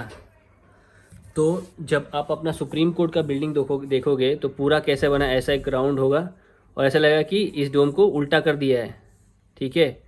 वैसा होगा। आप देखो गूगल पे सुप्रीम कोर्ट का पूरा बिल्डिंग और राष्ट्रपति भवन, आपको समझ में आएगा। ये था neo Roman style, circular building पे लोग फोकस करते थे। एक बार यूपीएससी में पूछा आई गेस कि ये जो डिज़ाइन पैटर्न है न्यू रोमन स्टाइल, उसका एक एग्जांपल क्या है? यूपीएससी में नहीं, बट आई थिंक इंटरव्यू में किसी के पूछा था ये, ठीक है? कुछ और इम्पॉर्टेंट लोग जिनके बारे में मैं आपको बताना चाहूँगा। देखिए, जैसे जेम्स प्रिंसेप है, ये है हर पीसीएस स्टूडेंट्स के लिए ये क्वेश्चन पूछा ही जाता है जेम्स प्रिंसेप्स के बारे में। 2 मार्क्स सिक्योर कर लो। यूपी पीसीएस वाले हैं, बीपीएससी वाले हैं, एमपी पीसीएस वाले हैं, केरला पीसीएस वाले हैं, और किसी भी स्टेट की पीसीएस, छत्तीसगढ़ पीसीएस, चंडीगढ़, पंजाब, जिस भी पीसीएस वाले जेम्स प्रिंसेप रट लो। He was a English scholar and antiquary, founding editor of journal Asiatic society of Bengal. He is remembered for deciphering Kharosthian Brahmi script, edicts of Ashoka. He worked as an essay master at the Mint in Banaras. He conducted a survey of Banaras and produced an accurate map in 1822 and published between 1830 and 1834 Banaras illustrated in series of drawing. He reformed the Indian system of weight and measurement and introduced a uniform coinage. इतना बड़ा है ये आदमी, James Prinsep है ना, Prinsep, इतना बड़ा है ये आदमी। इसी बंदे ने ब्राह्मी और खरोष्टी स्क्रिप्ट को डिशिफर किया था। ये चीज़ अगर 10 साल का यूपीएससी का पेपर निकालोगे, 8 साल पूछा है ये चीज़ जेम्स प्रिंसेप्स के बारे में। और पीसीएस वालों, इन लोगों से तो हमेशा पूछता है ये। पिछले साल का शायद मैंने बीपीएससी का पेपर देखा था, पिछले साल में भी, और उस साल में पूछा था ये। Sir Alexander Cunningham. अच्छा, जेम्स प्रिंसेप ने एक और अच्छा काम किया था कि उन्होंने जो इंडिया का वेटेज सिस्टम था उसके लिए उसको पढ़ के और एक यूनिफॉर्म कॉइनेज सिस्टम लेके आए। तो इतने बड़े आदमी थे ये। अगर आप सोचना चाहोगे इनके बारे में तो सोच सकते हो, या पढ़ना भी चाहोगे थोड़ा और डिटेल में तो पढ़ सकते हो, लेकिन ये बंदा उतना ज़्यादा काबिल था। उसके बाद थे अलेक्जेंडर कनिंघम का जो था, ही was a British army engineer he was appointed to the position of Archaeological Survey in 1886 to the Government of India. The Archaeological Survey of India was founded. He had conducted excavation at Sarnath in 1837 and he excavated at Sanchi and published the Bhilsa Topes 1854 History of Buddhism based on architectural evidence. Alexander Cunningham, इनके बारे में हम लोग और पढ़ेंगे जब हम लोग एडिक्ट्स के बारे में पढ़ेंगे आने वाले चैप्टर्स में. Other major contribution of Alexander Cunningham included the first volume of corpus inscriptionum indicarum, पूछा है ये. Stupa of Bharhut, the book of Indian era.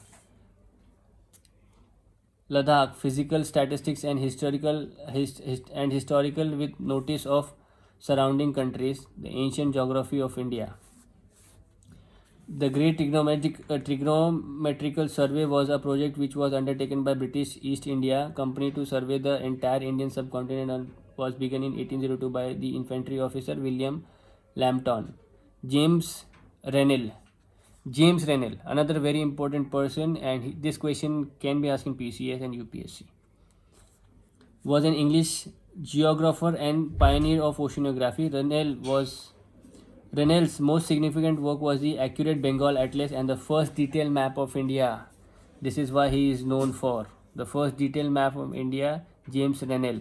You can get confused with James Prinsep and James Rennell.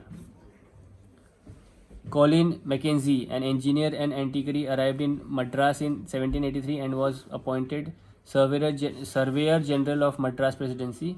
He was appointed Surveyor General of India in 1815. The ruins of Hampi under the Vijayanagara Empire were brought to light by Colonel Mackenzie in 1800 and he prepared the first survey map of the site of Hampi. ठीक है.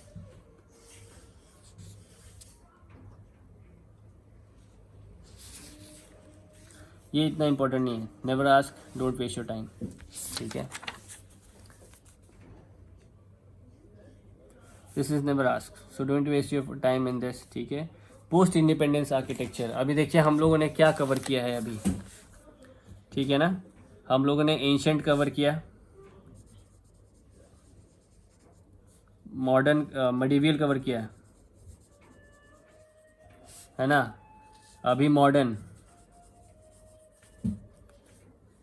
अभी post independence.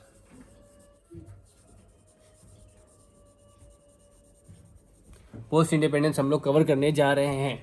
ठीक है. तो post independence cover करने के time पे, sorry दोस्तों थोड़ा डिस्टर्बेंस है ना. ठीक है. पोस्ट इंडिपेंडेंस कवर करें, उसके बाद ये चैप्टर अब भी ख़त्म हो जाएगा. ठीक है. चलिए पोस्ट इंडिपेंडेंस करते हैं. ज़्यादा हो गया ये लेक्चर, पर मैं चाहता हूँ कि अभी डायरेक्टली ये पूरा का पूरा ख़त्म कर दूँ. ठीक है. पूरा का पूरा ख़त्म कर दूँ मैं. After 1947, two schools of architecture emerged, the revivalist and the modernist. However, both the schools could not break away from the colonial hangover. This has caused the decline of the standards of architectural traditions of India. दो school बने post independence के बाद, एक revivalist का, एक modernist का. पर उन लोगों के पास ना जो ब्रिटिश जो कॉलोनियल हैंगओवर था वो उतरा नहीं, तो आर्किटेक्चर्स में ज़्यादा डेवलपमेंट उनके पास हुआ नहीं पोस्ट इंडिपेंडेंस के बाद. So for example, Punjab government hired Le Corbusier, a French architect, to design city of Chandigarh. Chandigarh वाले लोग, वो तुझे पंजाबी चंडीगढ़, ये आपकी जो प्लान सिटी है इन्होंने बनाई है. ये थे architect. Laurie Baker, Gandhi of Indian architecture. Laurie Baker को क्यों बोला जाता था? Known as the architect of the poor, Laurie Baker was responsible for the revolutionized mass housing concept in Kerala. In 2006, he was nominated for Pfizer Prize, dubbed as the Nobel Prize for Architecture. Some of the features of his architecture style are as follows. Laurie Baker, UPSC एक बार पूछा है. एक बार UPSC ने ये चीज़ पूछा है तो आप लोग सोचो कि ये बंदा कितना इंपॉर्टेंट है. He is also called as the architect of poor. और फिजर प्राइज के लिए इनको नॉमिनेशन किया गया था. इन्होंने ही मास हाउसिंग कॉन्सेप्ट जो केरला में है उसकी नींव रखी थी। और इनके फीचर्स क्या कहते हैं, he introduce the concept of filler slab construction to reduce the consumption of steel and cements. Filler slab construction क्या होता है, देखिए मैंने थोड़ा रिसर्च किया था फिलर स्लैब कंस्ट्रक्शन में, वहाँ मैं दिखा नहीं पाऊँगा। देखिए मैंने लिखा है basically taking out concrete from untensioned area. ये आप अगर गूगल करोगे तो आपको पता चलेगा, लेकिन मैं बताता हूँ कि जैसे ही कोई वॉल आप बनाते हो ना, ये वॉल समझो ये ऊपर की बीम लगा दी, पर तो टेंशन कहाँ आएगा, एक तो यहाँ ये तो है ही टेंशन, पर यहाँ टेंशन आएगा और यहाँ टेंशन नहीं आएगा, यहाँ टेंशन आएगा और यहाँ टेंशन नहीं आएगा, फिर यहाँ टेंशन आएगा। तो ये जो चीज़ है ना कंक्रीट और यहाँ से निकाला जा सकता है, और इसके जगह पे फिलर्स यूज़ कर सकते हैं। तो जब आप गूगल करोगे ना तो आप लोगों को दिखेगा कि कुछ लोग ऐसे फिलर्स यूज़ करते हैं, और ये सिविल इंजीनियर्स जो सिविल इंजीनियर्स लोग हैं जो इसके बारे में प्रिपरेशन करें, मुझे बताया कि ये फिलर वाली टेक्निक क्या होती है, फिलर स्लैब कंस्ट्रक्शन, क्योंकि मुझे तो पता ही है, पर जो सिविल इंजीनियर्स है वो कमेंट सेक्शन में बताया कि ये फिलर स्लैब टेक्निक्स होती क्या है। क्योंकि जब आप गूगल भी करोगे ना तो ये सारी चीज़ें सिविल इंजीनियर्स के पास से ही मिलेंगी, तो सिविल इंजीनियर्स बताएं। He also laid emphasis on ventilation and thermal comfort arrangement. He is known as the conscience keeper of Indian architecture and the Gandhi of the Indian architecture. Gandhi of the Indian architecture, this man Laurie Baker, Charles Correa ये silent है। He is known for his work in urban architecture and special planning. He adopted modern architectural principle to locate sensibilities and needs. He had designed buildings such as Madhya Pradesh Assembly Building, Mahatma Gandhi Memorial Museum in Ahmedabad, and LIC Building in Connaught Palace, New Delhi. He was awarded the Padma Vibhushan in 2006. UPSC में पूछा है पद्म भूषण, पद्म विभूषण, अशोक चक्र। पद्म भूषण पद्म विभूषण में से कौन सा बड़ा होता है, उस पर क्या सिंबल्स होते हैं, पूछा है UPSC, prepare for it. Thus we see that from the prehistoric time art and architecture has found a unique expression in the life and leisure of the people of India. Greek, Arabs, Persians, Europeans and each had contributed in their own little way to the existing traditions, and the result is splendid potpourri of Indian art and architecture। ये book हुआ ख़त्म। तो देखिए दोस्तों, ये हो गई book ख़त्म। इसमें से बचा क्या है, मैंने आपको बताया कि टेम्पल्स के बारे में मैं आपको एक अलग वीडियो बनाने वाला हूँ, और जो मुद्राएं थे बुद्धा के उसके बारे में एक अलग वीडियो बनाने वाला हूँ, ठीक है। तो मुझे वो वीडियो पे काम करना पड़ेगा अभी, क्योंकि मैं वो ऐसे ही डायरेक्टली उसमें से नहीं पढ़ाऊँगा, क्योंकि कुछ चीज़ें बहुत ही रेलेवेंट है। बुक मैंने आपको इसलिए पढ़ाई है, ये बुक मैंने आप लोगों को इसलिए पढ़ाई है कि जो मेरे जो भाई है, जो दोस्त हैं, बड़े भाई हैं, कुछ सीनियर्स हैं, कुछ जूनियर्स हैं, कुछ अभी अभी शुरू कर रहे हैं इन चीज़ों को, उनके पास बुक नहीं होगी, गरीब घर से होंगे, तो इसलिए बुक से पढ़ा रहा हूँ मैं। और ये पूरा कॉन्सेप्ट पढ़ा के मैं आपका बेस बना रहा हूँ, वो भी फ्री में। बेस बनाने के लिए कोई भी क्लासेस आपसे 7 लाख, 5 लाख, 6 लाख दिल्ली जाके रहना, वहाँ के खर्चे हम अफोर्ड नहीं कर पाएंगे, इसलिए मैं आपको फ्री में पढ़ा रहा हूँ, बेस बना रहा हूँ आपका।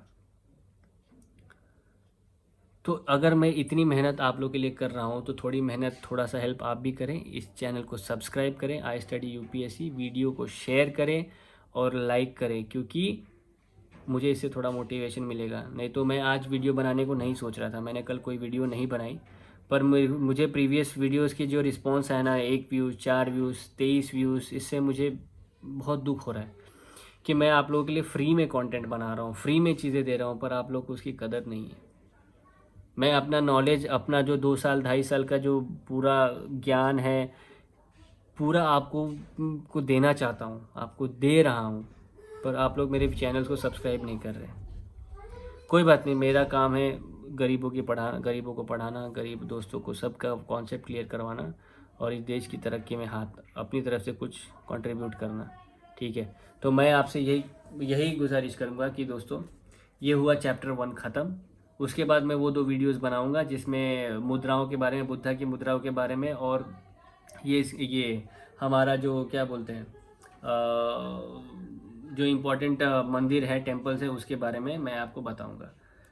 तो दोस्तों वीडियो को ज़्यादा लंबा नहीं खींचता हूँ और मैं इस वीडियो को यहीं रोकता हूँ। तब तक के लिए जय हिंद, जय भारत। आप लोग सेफ रहें, सुखी रहें। भगवान आप सभी की कामनाएं पूर्ण करें। थैंक यू, धन्यवाद।